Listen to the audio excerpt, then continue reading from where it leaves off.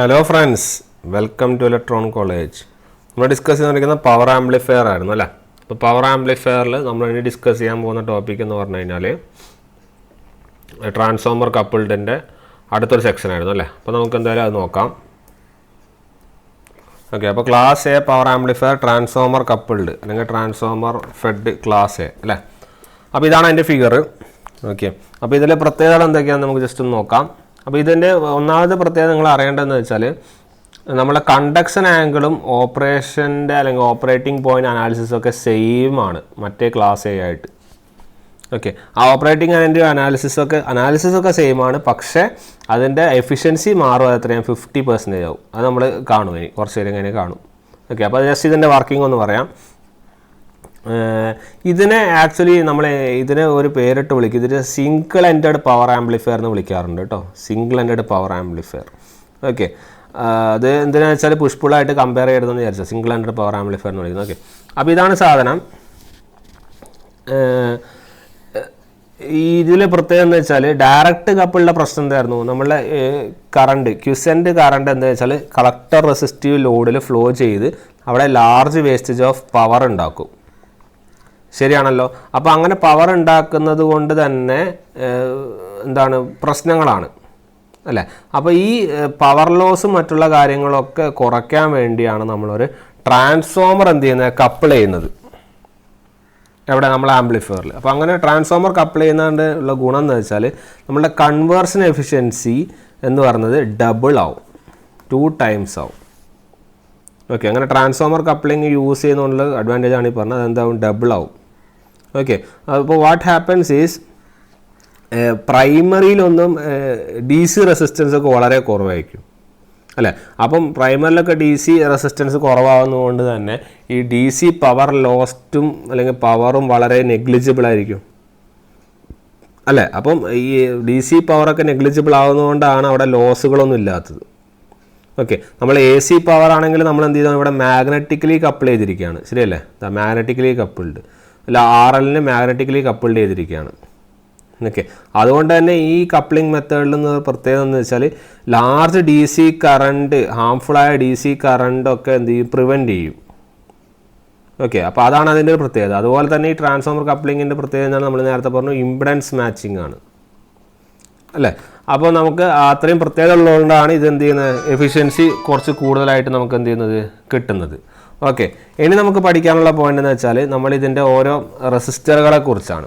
Okay, ഇതിൻ്റെ റെസിസ്റ്ററുകളെ കുറിച്ച് പറയുമ്പോൾ ഈ R1ഉം R2ൻ്റെയും പ്രത്യേകത എന്ന് വെച്ചാൽ ഈ R1ഉം R2 ഒരു പൊട്ടൻഷ്യൽ ഡിവൈഡർ പോലെയാണ് ആക്ട് ചെയ്യുന്നത്.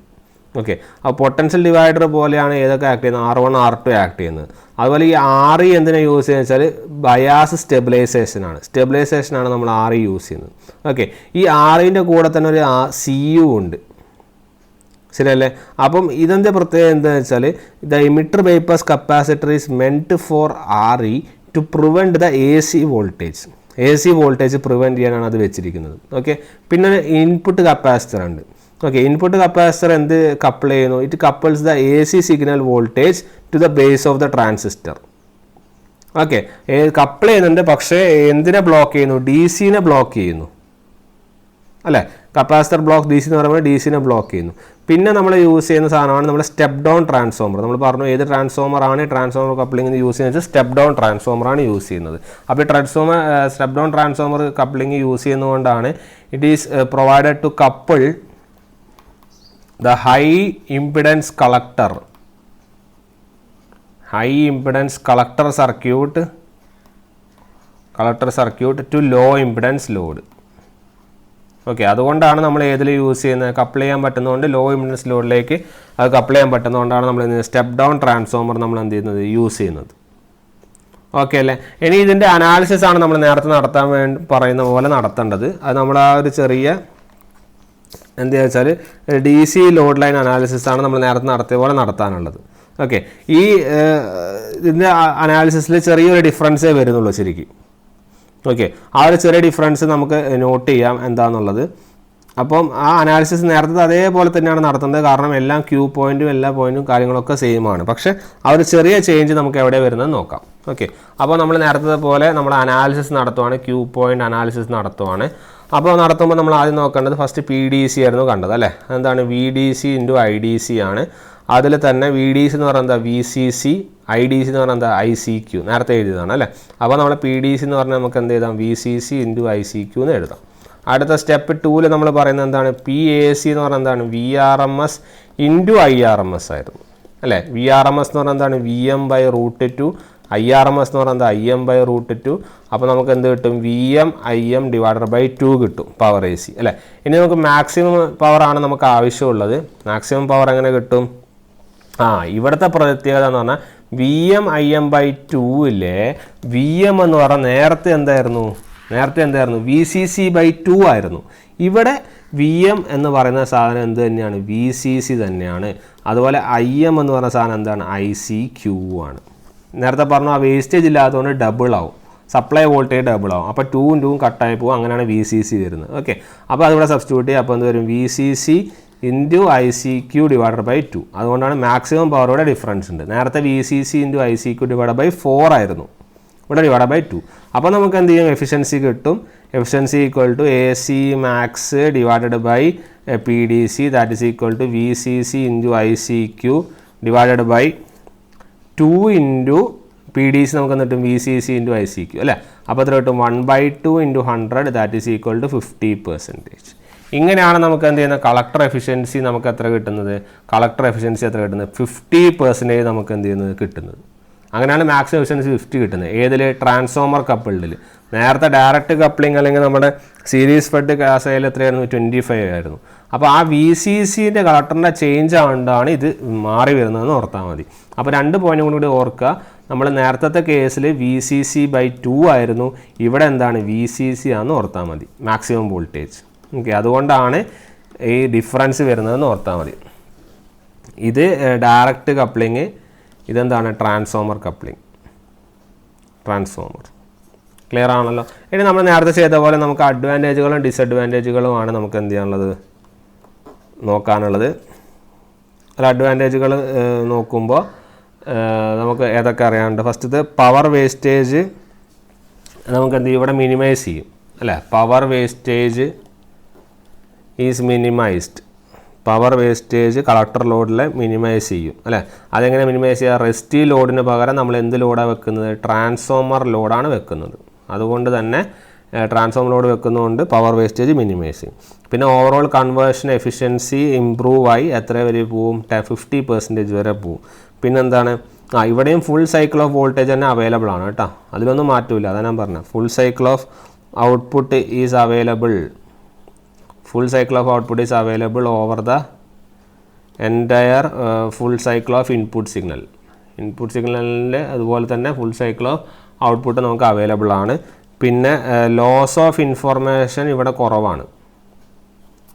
Okay, loss of information is very less. നേരത്തെ പോലെ തന്നെയായിരുന്നു. അതുപോലെ ഡിസ്റ്റോർഷനും എന്താണ്, കുറവാണ്. അതിനൊന്നും മാറ്റങ്ങളില്ല കേട്ടോ. Distortion output is less. ഇവിടെയും ഡിസ്റ്റോർഷൻ ഔട്ട്പുട്ട് എന്താണ്, കുറവാണ്. ഡിസഡ്വാൻറ്റേജുകൾ പറയുവാണെങ്കിലാണ് കുറച്ച് കാര്യങ്ങൾ പറയാനുള്ളത്. ഡിസഡ്വാൻറ്റേജുകൾ നേരത്തെ പറഞ്ഞ പോലെ consider amount of power is wasted. Consider amount of power is wasted at your reverse biased collector junction of BJT. BJTയുടെ reverse bias collector consider amount of power waste ചെയ്തിട്ടുണ്ട്. പിന്നെ ഓവറോൾ എഫിഷ്യൻസി 50% ആണ് അല്ലേ. നേരത്തെ പോലെ തന്നെ എന്താണ്, ഹാർമോണിക് ഡിസ്റ്റോർഷൻ ഉണ്ട് ഇതിൽ. ഹാർമോണിക് ഡിസ്റ്റോർഷൻ, സാധാ ഡിസ്റ്റോർഷൻ അല്ല, ഹാർമോണിക് ഡിസ്റ്റോർഷൻ ഈസ് പ്രസൻറ്റ് എന്ന് പഠിച്ചാൽ മതി. എത്രയാണെന്നും പറയുന്നില്ല, പ്രസൻറ്റ് എന്ന് മാത്രം പഠിക്കുക. പിന്നെ എന്താണ് ഇതിൻ്റെ മെയിൻ ഡിസഡ്വാൻറ്റേജ് എന്ന് വെച്ചാൽ, നമ്മൾ ലോഡ് സെക്ഷനിലാണ് ആര് യൂസ് ചെയ്യുന്നത്, ട്രാൻസ്ഫോമർ യൂസ് ചെയ്യുന്നത്. നമുക്കറിയാം ട്രാൻസ്ഫോമർ ലാർജ് ഇൻ സൈസാണ്, ശരിയാണല്ലോ. അതുപോലെ കോംപ്ലക്സ് നേച്ചറാണ് അല്ലേ, ഭയങ്കര വലിയൊരു സാധനമാണ്. അതുകൊണ്ട് തന്നെ എന്ത് കൂടും, അൾട്ടിമേറ്റ്ലി കോസ്റ്റ്ലി ആണ്. അപ്പോൾ കുറച്ചുകൂടി കോസ്റ്റ്ലി ഉള്ള കമ്പയർ ചെയ്യുമ്പോൾ സാധനം ഏതാണ്, നമ്മുടെ വാട്ട് വി കോൾ നമ്മുടെ ഈ ടൈപ്പ് ഓഫ് ആംപ്ലിഫയർ ആണെന്ന് ഓർത്താൽ മതി. ഓക്കെ, അപ്പം ഇതിൽ ഇനി പഠിക്കാനുള്ളത് നമ്മൾ പറഞ്ഞു ഹാർമോണിക് ഡിസ്റ്റോർഷൻ പ്രസൻ്റ് ആണെന്ന് പറഞ്ഞു, ശരിയാണല്ലോ. അപ്പോൾ നമുക്ക് ഹാർമോണിക് ഡിസ്റ്റോർഷൻ്റെ ചെറിയൊരു കാര്യങ്ങൾ നമുക്ക് എന്ത് ചെയ്യാം നോക്കാം. ചെറിയ 2-3 കാര്യങ്ങളേ ഉള്ളൂ. അപ്പം ഹാർമോണിക് ഡിസ്റ്റോർഷൻ്റെ കാര്യങ്ങൾ നമുക്ക് നോക്കാം. ഓക്കെ, അപ്പോൾ നമ്മൾ ഹാർമോണിക് ഡിസ്റ്റോർഷനെ കുറിച്ചാണ് ജസ്റ്റ് ഒരു ബ്രീഫിംഗ് നടത്തി പോവാം. അപ്പോൾ ഹാർമോണിക് ഡിസ്റ്റോർഷൻ എന്ന് പറഞ്ഞാൽ എന്താ?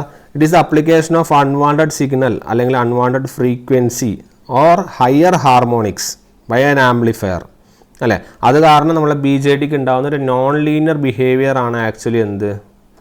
Harmonic distortion. ഓക്കെ, നമുക്കിത് രണ്ട് തരത്തിൽ പറയാം. ഹാർമോണിക് ഡിസ്റ്റോർഷൻ എന്ന് പറയാം, അല്ലെങ്കിൽ ആംപ്ലിറ്റ്യൂഡ് ഡിസ്റ്റോർഷൻ എന്ന് പറയാം. ഓക്കെ, അല്ലെങ്കിൽ നോൺ ലീനിയർ ഡിസ്റ്റോർഷൻ എന്നും പറയാം. ഓക്കെ, എങ്ങനെ വേണമെങ്കിലും പറയാം. അപ്പോൾ അൺവാണ്ടഡ് സിഗ്നൽ അല്ലെങ്കിൽ അൺവാണ്ടഡ് ഫ്രീക്വൻസി അല്ലെങ്കിൽ ഹയർ ഹാർമോണിക്സ് ആംപ്ലിഫയറിൽ ഉണ്ടാക്കുന്ന നോൺ ലീനിയർ ബിഹേവിയറിനെയാണ് നമ്മൾ എന്ത് പറയുന്നത്? ഹാർമോണിക് ഡിസ്റ്റോർഷൻ എന്ന് പറയുന്നത്. ഓക്കെ, അപ്പം ഈ ഹാർമോണിക് ഡിസ്റ്റോർഷൻ്റെ എലിമിനേഷന് കുറേ സ്റ്റെപ്സ് ഉണ്ട്. ഓക്കെ, അതിന് മെയിനായിട്ട് യൂസ് ചെയ്യുന്നതാണ് 3 പോയിൻ്റ് അനാലിസിസ് എന്നാണ് പറയുക. ഓക്കെ, അതിൻ്റെ എലിമിനേഷന് പറയുന്ന പേരാണ് 3 പോയിൻ്റ് അനാലിസിസ്. ആ 3 പോയിൻ്റ് അനാലിസിസ് യൂസ് ചെയ്തിട്ടാണ് നമ്മൾ ഇതിനെ എന്ത് ചെയ്യുന്നത്? എലിമിനേറ്റ് ചെയ്യുന്നത്. ഓക്കെ, അപ്പോൾ അതിൽ മെയിനായിട്ട് അവർ യൂസ് ചെയ്യുന്ന 2 ഇക്വേഷൻസ് ആണ്. ഒന്ന് IB എന്ന് പറയുന്ന സാധനം IM cos omega t എടുക്കും. അതുപോലെ IC എന്ന് പറഞ്ഞാൽ നമുക്കറിയാം ബീറ്റ IB. ശരിയാണല്ലോ. ഈ ബീറ്റ IB എന്ന് പറഞ്ഞാൽ ലീനിയർ മോഡിലാണിത്. ഓക്കെ, ഇനി നോൺ ലീനിയർ മോഡിലാവുമ്പോൾ ഓരോ ബീറ്റ വരും. അപ്പോൾ beta one IB, beta two IB square, beta three IB cube, അങ്ങനെ പോയി ബീറ്റ N IBN വരെ വരും. ഇത് നോൺ ലീനിയർ മോഡിലാണ്. ഓക്കെ, അപ്പം ആ IBക്ക് പകരം പിന്നെ ബാക്കി ഈ സാധനങ്ങൾ ഇങ്ങനെ സബ്സ്റ്റിറ്റ്യൂട്ട് ചെയ്ത് വന്നാൽ മതി. ഓക്കെ, അങ്ങനെ ഈ IBക്ക് പകരം ഈ IM cos omega t എല്ലാത്തിലും സബ്സ്റ്റിറ്റ്യൂട്ട് ചെയ്യുക. സ്ക്വയർ കാണാം, ക്യൂബ് കാണാം, അങ്ങനെ കണ്ട് കഴിഞ്ഞാൽ ലാസ്റ്റ് കിട്ടുന്ന ഒരു ഇക്വേഷൻ ഉണ്ട്. അത് നമ്മൾ ജസ്റ്റ് എഴുതി വയ്ക്കാം. Beta one IM cos omega t plus beta two IM square by 2 plus beta two IM square divided by 2 cos 2 omega t plus ഇങ്ങനെ പോവും. ഓക്കെ, അത് കഴിഞ്ഞ് ലാസ്റ്റ് എൻഡ് റിസൾട്ട് നമുക്ക് IC കിട്ടും. IC എങ്ങനെ വെച്ചാൽ B0 plus B1 cos omega t plus B2 cos square omega t plus അങ്ങനെ പോയി BN cos n omega t എന്ന് എഴുതും. ഓക്കെ, അപ്പോൾ ടോട്ടൽ കറണ്ട് ലോഡ് നമ്മളെങ്ങനെ എഴുതുക എന്ന് പറഞ്ഞു കഴിഞ്ഞാൽ, നമ്മുടെ ടോട്ടൽ കറണ്ട് ലോഡ് എങ്ങനെ എഴുതുക എന്ന് പറഞ്ഞാൽ IC equal to IC plus ICQ കൂടി വരും. ഓക്കെ, അപ്പോൾ ഇക്വേഷൻ മാറും. ICQ plus B0 plus B1 cos omega t plus B2 cos 2 omega t അങ്ങനെ അങ്ങ് പോവും. ഓക്കെ, അപ്പം ഇത് ആക്ച്വലി നമ്മളൊരു ഫിഗർ വരക്കുവാണെങ്കിൽ, നമ്മൾ കളക്ടറിൻ്റെ മറ്റേ load resistor load light line വരക്കുവാണെങ്കിൽ ഈ 2 പോയിന്റുകൾ നമുക്കറിയാമല്ലോ. അപ്പോൾ ഈ 2 പോയിന്റുകൾ കമ്പയർ ചെയ്യുമ്പോൾ എങ്ങനെ വരിക എന്ന് പറഞ്ഞാൽ, ഓക്കെ ഇത്. ഓക്കെ, അപ്പോൾ ഇവിടെ IC ആണിത് ആണല്ലോ, ഇതാണ് നമ്മുടെ IC. ഓക്കെ, അപ്പോൾ ഇത് IC മാക്സും ഇതെന്താണ് IC മിനിമവും ആണ്. ഓക്കെ, ഇതാണ് നമ്മുടെ എന്ത് ICQ. ഓക്കെ, അപ്പം ഇതിൽ പ്രത്യേകത എന്ന് വെച്ചാൽ ഇതാണ് നമ്മുടെ Q പോയിൻ്റ് അല്ലേ. Q മാത്രമല്ല, Q into IM cos omega t കൂടി വരും. ശരിയല്ലേ. അപ്പം ഇവരെന്താ ചെയ്യാന്ന് പറഞ്ഞാൽ ഇവർ ഓരോ ആംഗിളിൽ ഇത് പുട്ട് ചെയ്ത് നോക്കും. ഈ ഇക്വേഷനിൽ omega t = 0 വരുന്ന സാധനം നോക്കും. ഓക്കെ, അപ്പോൾ omega t = 0 എന്ന് പറഞ്ഞാൽ നിങ്ങളുടെ ICQ അല്ലെങ്കിൽ IC മാക്സ് എന്ന് പറഞ്ഞ ഒരു ഇക്വേഷൻ കിട്ടും. ഓക്കെ, അതുപോലെ ഓരോ ആംഗിളിലും ഇങ്ങനെ ഇക്വേഷൻ കിട്ടും. ഓക്കെ, എന്നിട്ട് ലാസ്റ്റ് ഒരു ഇക്വേഷൻ കിട്ടും. അതിനെ മാത്രം നമുക്ക് എന്ത് ചെയ്യാം, പഠിക്കാം. അതാണ് B1 equal to IC max minus IC minimum divided by 2. ഇത് മാത്രം തൽക്കാലം നിങ്ങളൊന്ന് ഓർത്ത് വെച്ചാൽ മതി, ബാക്കിയുള്ള കാര്യങ്ങളിലേക്കൊന്നും പോകണ്ട. ഓക്കെ, അപ്പോൾ ഈ B0 എന്തായിരുന്നു? നമ്മളുടെ B0 എന്നൊക്കെ പറയുന്നത് B1 IM cos omega t അല്ലേ. അപ്പോൾ അതൊക്കെ നിങ്ങൾ ജസ്റ്റ് നോക്കിയാൽ ഈ ഇക്വേഷൻ മാത്രം നിങ്ങൾ അൾട്ടിമേറ്റ്ലി പഠിച്ചാൽ മതി, അധികം ഡെപ്തിലേക്ക് പോകണ്ട. ഇത് ഡെപ്തിലേക്ക് പോയാൽ ഇതുപോലെ കുറേ ഉണ്ട്. ഓക്കെ, അതുപോലെ B1 അറിയാം. അതുപോലെ B0 എന്ന് പറഞ്ഞാലും നിങ്ങൾ ജസ്റ്റ് നോട്ട് ചെയ്ത് വെച്ചോ, അത് B2 ആണ്. Okay, B2 equal to IC max plus IC minimum minus 2 ICQ divided by 4 ഒക്കെയാണ്. ഓക്കെ, ഇത് ജസ്റ്റ് എഴുതി വെച്ചാൽ മതി. ഇത് ചോദിക്കുന്ന ചോദ്യം ഇതല്ല, ഞാൻ പക്ഷേ ഇതൊന്ന് ജസ്റ്റ് പറഞ്ഞു എന്നുള്ളൂ. B1 B0 ഒക്കെ നിങ്ങൾ ജസ്റ്റ് എഴുതി വെച്ചോ കാര്യങ്ങൾ. ഓക്കെ, നമ്മൾ ഇനി പഠിക്കാൻ പോകുന്ന കാര്യമാണ് ക്വസ്റ്റ്യനിൽ സാധാരണ ചോദിക്കാറത്. ഓക്കെ, അത് നമുക്ക് നോക്കാം. ഹാർമോണിക് ഡിസ്റ്റോർഷൻ അല്ലെങ്കിൽ ടോട്ടൽ ഹാർമോണിക് ഡിസ്റ്റോർഷൻ THD ആണ് കാണാൻ പോകുന്നത് കേട്ടോ. ഇത് ജസ്റ്റ് കേട്ടിരുന്നോ. Let D2 be the distortion caused by the second harmonic on fundamental harmonic. Okay, fundamental harmonicൽ സെക്കൻഡ് ഹാർമോണിക് ഉണ്ടാകുന്ന ഡിസ്റ്റോർഷൻ D2 എന്നും D3 എന്ന് പറഞ്ഞു കഴിഞ്ഞാൽ distortion caused by third harmonic on your fundamental harmonic. എല്ലാം ഫണ്ടമെൻ്റൽ ഹാർമോണിക്കിന് with respect ആണ് പറയേണ്ടത്. Okay, on your fundamental harmonic, അത് നമ്മൾ D3 എന്നും. അപ്പോൾ DN എന്ന് പറഞ്ഞാൽ എന്തായിരിക്കും? It will be the nth harmonic. Okay, nth harmonic on your fundamental harmonic. Okay, എല്ലാ ഫണ്ടമെൻ്റൽ ഹാർമോണിക് വിത്ത് റെസ്പെക്ട് ഉണ്ടാക്കുന്ന ഒരു ഡിസ്റ്റോർഷൻ, അതാണ് D2 D3 DN. ഓക്കെ, അപ്പോൾ D2നെ നമുക്ക് എങ്ങനെ എഴുതാം? D2 is equal to B2 divided by B1. Clear? അതുപോലെ D3 നമുക്ക് എഴുതാം B3 ഡിവൈഡഡ് ബൈ B1. അതുപോലെ DN എങ്ങനെ എഴുതാം? BN divided by B1. ശരിയാണല്ലോ. അപ്പോൾ ടോട്ടൽ ഹാർമോണിക് ഡിസ്റ്റോർഷനെ എങ്ങനെ എഴുതാമെന്ന് പറഞ്ഞാൽ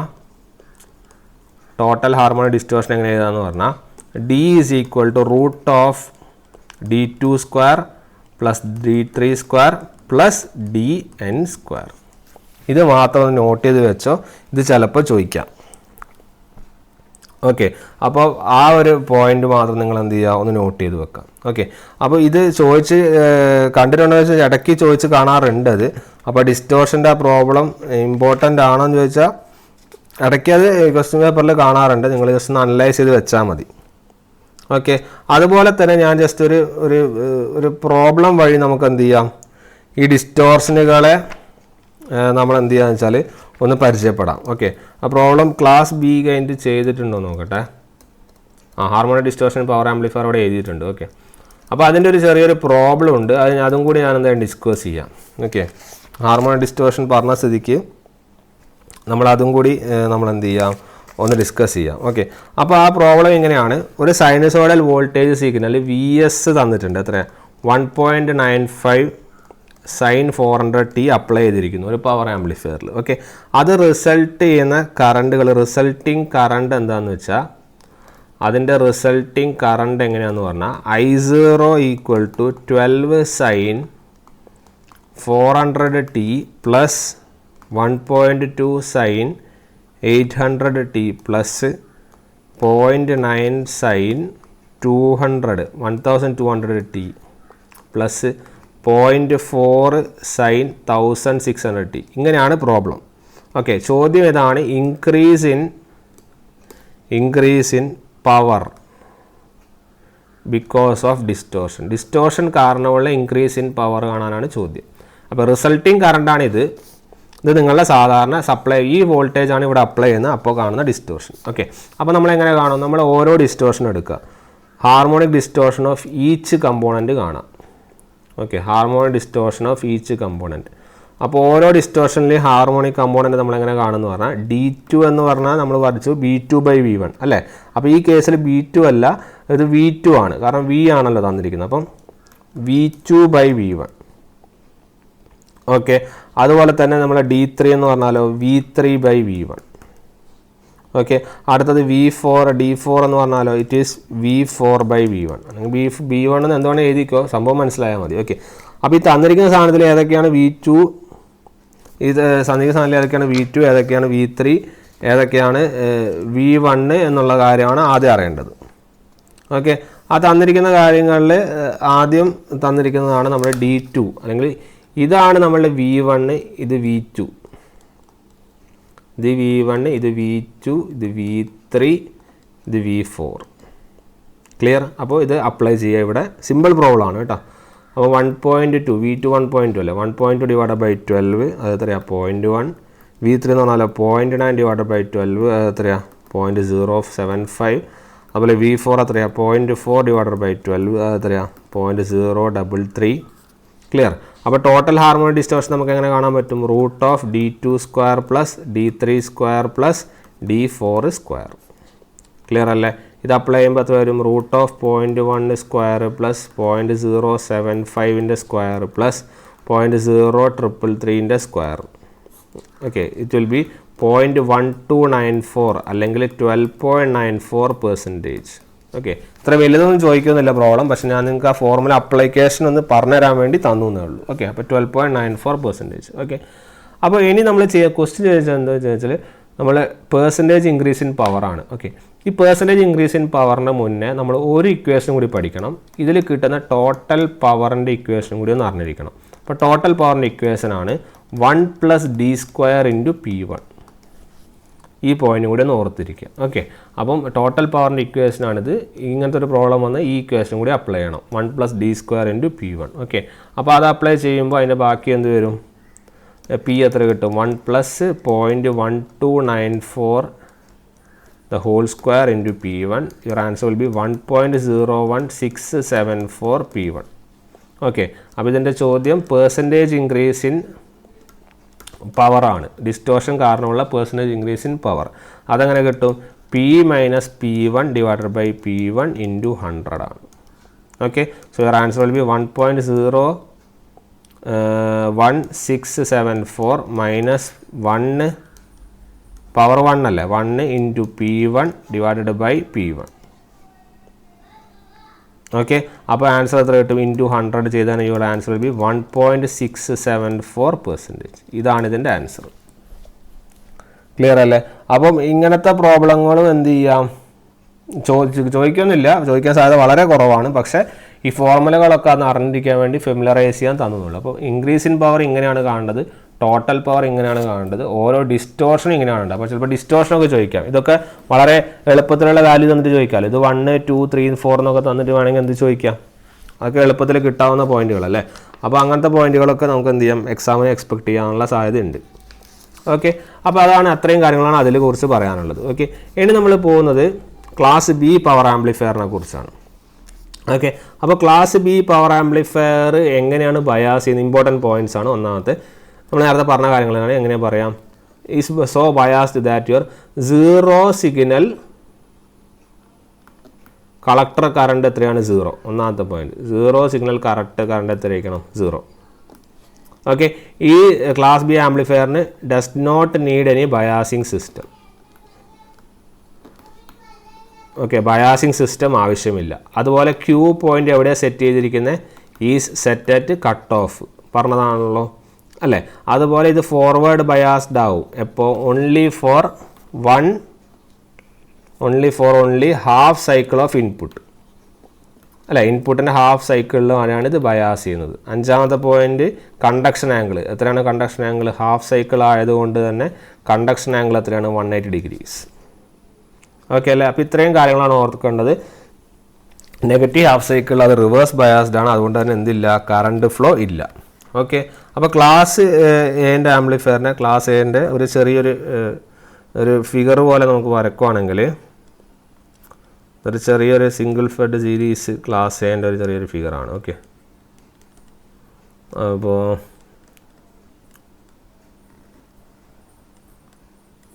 നമ്മൾ വരക്കുവാണെങ്കിൽ ഇവിടെ VCC ഉണ്ട്,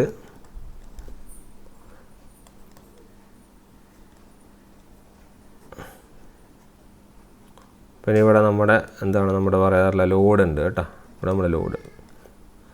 ഓക്കെ, ഇതാണ് നമ്മുടെ CB, നമ്മൾ RS, നമ്മുടെ VS. ഓക്കെ, ഗ്രൗണ്ടിങ് വരക്കാം. ഓക്കെ, ജസ്റ്റ് അറിഞ്ഞിരുന്നാൽ മതി, ഇതാണ് സർക്യൂട്ട് എന്ന് അറിഞ്ഞിരിക്കാനുള്ളൂ. ഓക്കെ, പോയിന്റ്സ് ആണ് മെയിൻ ഇമ്പോർട്ടൻ്റ്. അപ്പോൾ കണ്ടക്ഷൻ ആംഗിൾ എത്രയാണ്? 180 ആണ്, ഒരു സൈക്കിളിനെ കണ്ടക്ട് ചെയ്യുന്നുള്ളൂ. ഓക്കെ, ഇനി ക്യൂ പോയിന്റ് അനാലിസിസിലേക്ക് നമ്മൾ പോവുകയാണെങ്കിൽ നമുക്ക് നോക്കാം. നമ്മുടെ ക്യൂ പോയിന്റ് അനാലിസിസിലേക്ക് പോവുകയാണെങ്കിൽ നമ്മൾ ആദ്യം ആ ക്യൂവിൻ്റെ അനാലിസിസിൻ്റെ നമ്മൾ ഫിഗർ വരക്കാം അല്ലേ. ക്യൂ അനാലിസിസിന് നമുക്ക് ഏതൊക്കെ ഫിഗറുകൾ അറിയണം? ഇത് നമ്മളുടെ IC മാക്സിമം ആണ് ഇവിടെ ഉണ്ടാവുക അല്ലേ, അതായത് ഇതാണ് നമ്മളുടെ point. Okay, this is your IC maximum. ഇത് നമ്മൾ ഇതാണ് IC, ഇത് IC മാക്സിമം ആണ്. ഇവിടെയാണ് നമ്മൾ മിനിമം പോയിന്റ് ഉള്ളത്. ഓക്കെ, അതാണ് നമ്മൾ IC മിനിമം. പിന്നെ ഇതാണ് നമ്മുടെ VCE. ഓക്കെ, ഈ വി സിൻ്റെ ഗ്രാഫ് എങ്ങനെയാണെന്ന് പറഞ്ഞാൽ ഇങ്ങനെ വരിക. നേരത്തെ ഉള്ള പോലെ തന്നെ അതേ കർവ് തന്നെ ഇവിടുത്തും. ഓക്കെ, അപ്പോൾ this is your V C maximum, ഇതാണ് നമ്മുടെ എന്ത് വി സി മിനിമം. ഓക്കെ, അപ്പോൾ ഈ ഒരു ടൈപ്പിലാണ് നമ്മൾ എന്ത് ചെയ്യുന്നത് ഗ്രാഫുകൾ വരുന്നത്. ഓക്കെ, അപ്പോൾ ഇതിൻ്റെ ക്യൂ പോയിൻ്റ് അനാലിസിസിൽ നമ്മൾ പറഞ്ഞ പോയിൻ്റാണ് ഓപ്പറേറ്റിംഗ് പോയിൻ്റ് എവിടെ ഉണ്ടാവുക, കട്ട് ഓഫ് റീജിയനിലാണ് വരിക അല്ലേ. അതുകൊണ്ട് തന്നെ ഓപ്പറേറ്റിംഗ് പോയിൻ്റ് കട്ട് ഓഫ് റീജിയനിലായതുകൊണ്ട് തന്നെ ഇതിൻ്റെ ക്യൂ പോയിൻ്റ് ഇവിടെയല്ലേ വരിക അല്ലേ. അപ്പോൾ ക്യൂ പോയിൻ്റ് ഏതൊക്കെ വരിക, it will be V C C 0.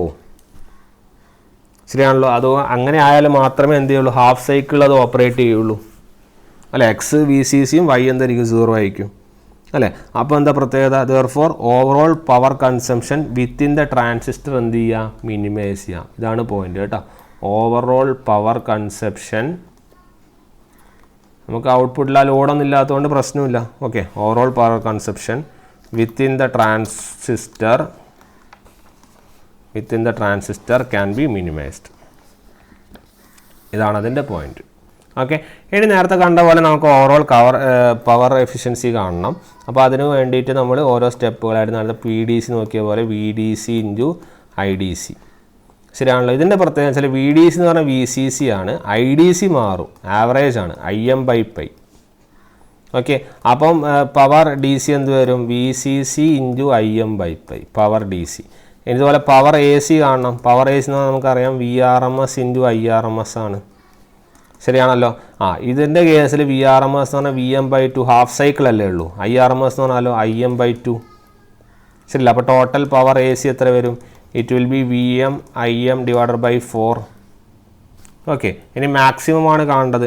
ഇതിൻ്റെ മാക്സിമം ഇത് തന്നെയായിരിക്കും, കാരണം ഇത് ഹാഫ് സൈക്കിളല്ലേ കണ്ടക്ട് ചെയ്യുന്നുള്ളൂ. അപ്പോൾ വേറെ ചേഞ്ചുകളൊന്നും വരാനില്ല. അതുകൊണ്ട് തന്നെ VM എന്ന് പറഞ്ഞാൽ VCC തന്നെയാണ്, IM ആണ് /4. ഓക്കെ, അപ്പോൾ ഇതിൻ്റെ എഫിഷ്യൻസി എങ്ങനെ കാണും, efficiency will be power A C maximum power D C into 100. Answer എത്ര വരും, VCC ഇൻറ്റു IM /4 ഇൻറ്റു 4 ഇപ്പോഴത്തെ ഇതിൻ്റെ 4 കേട്ടോ. പവർ ഡി സിയോ, പവർ ഡി സി എന്ന് പറഞ്ഞാൽ VCC ഇൻറ്റു IM π അല്ലേ ഇൻറ്റു 100. അപ്പോൾ ചെയ്യുമ്പോൾ എത്ര കിട്ടും, π/4 into 100. Your answer will be 78.5%. ഇങ്ങനെയാണ് നമുക്ക് എന്ത് ചെയ്യുന്നത്, 78.5% നമുക്ക് എന്ത് ചെയ്യുന്നത് ഔട്ട്പുട്ട് കിട്ടുന്നത്. ക്ലിയർ അല്ലേ. ഇതാണ് ഇതിനെക്കുറിച്ച് പറയാനുള്ളത്. ഓക്കെ, ഇനി ഇതിൻ്റെ അഡ്വാൻറ്റേജസ് നമുക്കൊന്ന് നോക്കാം. ഇതിൻ്റെ അഡ്വാൻറ്റേജ് എന്ന് വെച്ചാൽ ഒന്നാമത്തത്, ഇവിടെയും നമ്മൾ ട്രാൻസ്ഫോമർ ലോഡ് തന്നെയാണ് നമ്മൾ ഔട്ട്പുട്ടിൽ യൂസ് ചെയ്യുന്നത് അല്ലേ. അപ്പോൾ ഔട്ട്പുട്ടിൽ അത് യൂസ് ചെയ്യുന്നത് കൊണ്ട് തന്നെ നമ്മളെ പവർ സ്റ്റേജ് അല്ലെങ്കിൽ പവർ വേസ്റ്റേജ് എന്ത് ചെയ്യാം, മിനിമൈസ് ചെയ്യാം. ഓക്കെ, ഇവിടെ നിങ്ങൾ കണ്ടുപോലെ ട്രാൻസിസ്റ്റർ ലോഡാണ് യൂസ് ചെയ്യുന്നത്, അതുകൊണ്ട് പവർ വേസ്റ്റേജ് മിനിമൈസ് ചെയ്യാം. അതുപോലെ തന്നെ ഇതിൻ്റെ ഒരു പ്രത്യേകത എന്ന് വെച്ചാൽ power consumption in the reverse biased collector junction എന്താണ്, മിനിമൈസ്ഡ് ആണ്. എങ്ങനെ മിനിമൈസ് ചെയ്ത്, ആ റിവേഴ്സ് ബയാസ്ഡ് മിനിമൈസ് ചെയ്ത് എങ്ങനെയാണ്, by operating in the cut off region അല്ലേ. കട്ട് ഓഫ് റീജിയനിൽ ഓപ്പറേഷൻ ഉള്ളത് കൊണ്ടാണ് ആ റിവേഴ്സ് ബയാസുള്ള സാധനം, പിന്നെ റിവേഴ്സ് സൈക്കിളും 0 ആണ്.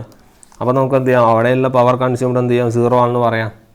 ഓക്കെ, അടുത്തൊരു പോയിന്റ് എന്ന് വെച്ചാൽ ഓവറോൾ കളക്ടർ എഫിഷ്യൻസി അത് എത്രയാണ്, 78.5% ആണ്. ഇത്രയാണ് ഇതിൻ്റെ അഡ്വാൻറ്റേജുകൾ. ഓക്കെ അല്ലേ. ഇതിൻ്റെ ഡിസഡ്വാൻറ്റേജുകളാണ് ഇതിന് ഇമ്പോർട്ടൻ്റ്. ഡിസഡ്വാൻറ്റേജുകൾ കുറിച്ച് നമുക്ക് കുറച്ച് പഠിക്കാനുണ്ടാവും കേട്ടോ. ഡിസഡ്വാൻറ്റേജുകൾ എന്താണ്, ഇതിൻ്റെ പ്രശ്നം വെച്ചാൽ only 1 half cycle is used അല്ലേ. ഒരു one half cycle output is only available അല്ലേ. ഒരു ഫുൾ സൈക്കിൾ എടുക്കുമ്പോൾ ഒരു 1 ഹാഫ് സൈക്കിൾ മാത്രമേ ഔട്ട്പുട്ട് അവൈലബിൾ ഉള്ളൂ.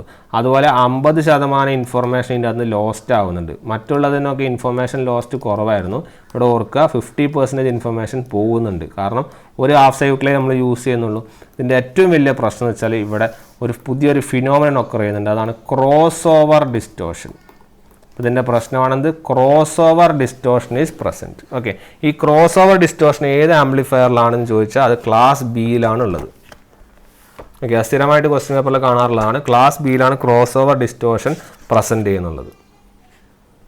ഓക്കെ, അപ്പോൾ ആ ഒരു പോയിന്റ് നോട്ട് ചെയ്യാം. ഓക്കെ, ഇനി ഇതേപോലെ തന്നെ ക്ലാസ് ബീൻ്റെ പുഷ് പുൾ ആംപ്ലിഫയർ നമുക്ക് പഠിക്കാനുണ്ട്. ഓക്കെ, ക്ലാസ് ബീൻ്റെ പുഷ് പുൾ ആംപ്ലിഫയർ നമുക്ക് പഠിക്കാനുണ്ട്. ആ ക്ലാസ് ബീൻ്റെ പുഷ് പുൾ ആംപ്ലിഫയർ നമ്മൾ എന്ത് ചെയ്യുക, അടുത്ത ക്ലാസ്സിൽ പഠിക്കുക. അതുപോലെ പുഷ് പുൾ ആംപ്ലിഫയറിൻ്റെ കുറേ ക്ലാസ്സുകളുണ്ട്. പുഷ് പുൾ ആംപ്ലിഫയറിൻ്റെ ക്ലാസ് എയും എ ബിയും സി ഒക്കെ ആയിട്ട് പോകും. ഓക്കെ, അപ്പോൾ അതും നമുക്ക് പഠിക്കാനുണ്ട്. അപ്പോൾ അതൊക്കെ നമുക്ക് അടുത്ത ക്ലാസ്സിൽ പഠിക്കാം. അതുപോലെ ക്ലാസ് എ ബീൻ്റെ ചെറിയ ബ്രീഫിങ് പഠിക്കാം, സീൻ്റെ നോക്കാം, ഡീൻ്റെ നോക്കാം. അപ്പോൾ അങ്ങനെ ഓരോ ക്ലാസ്സുകളും ചെറിയ ചെറിയ ഡീറ്റെയിലിംഗ് ആയിട്ട് പോകാനുണ്ട്. അത്രയും തന്നെ പഠിച്ചാൽ മതിയാവും. കാരണം നമ്മൾ അധികം ഡെപ്തിൽ പോയി കഴിഞ്ഞിട്ട് വലിയ കാര്യമൊന്നുമില്ല. കാരണം ക്വസ്റ്റ്യൻ ചോദിക്കൽ വളരെ കുറവാണ്. ക്വസ്റ്റ്യൻ ചോദിക്കുന്ന ക്വസ്റ്റ്യനുകളാണ് കംപ്ലീറ്റ് ആണ് ഞാൻ ഡിസ്കസ് ചെയ്യുന്നത്. അതാണ് നമ്മൾ കൂടുതലായിട്ട് ഫോക്കസ് ചെയ്യേണ്ടതും. ഓക്കെ, അപ്പോൾ അത്രയും കാര്യങ്ങൾ ഫോക്കസ് ചെയ്യുക. നമുക്ക് എന്തായാലും എന്ത് ചെയ്യാം, നെക്സ്റ്റ് വീഡിയോയിൽ നമുക്ക് എന്ത് ചെയ്യാം, കാണാം. Okay then bye.